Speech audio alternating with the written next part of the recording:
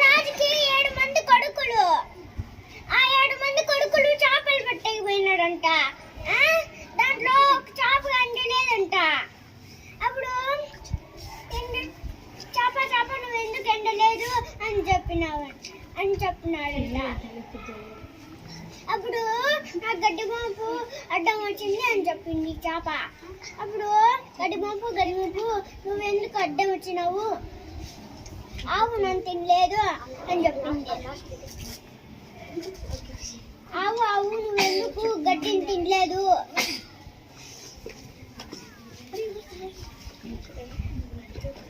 బిడ్డ ఏడుస్తున్నాడు, అన్నం తినలేదు, అందుకే తినలేదు అని చెప్పింది ఆవు. అప్పుడు ఆవు బంగాళ పుట్లేలు బిడ్డ ఎందుకు పాలు తాగలేదు? నాకు చీమ పుట్టింది అని చెప్పినాడు. అప్పుడు చీమ నువ్వు బిడ్డని ఎందుకు పుట్టినావు? నా బంగారు పుట్టలో చేయి పెడితే నేను పుట్టానా అని చెప్పింది. అంతే.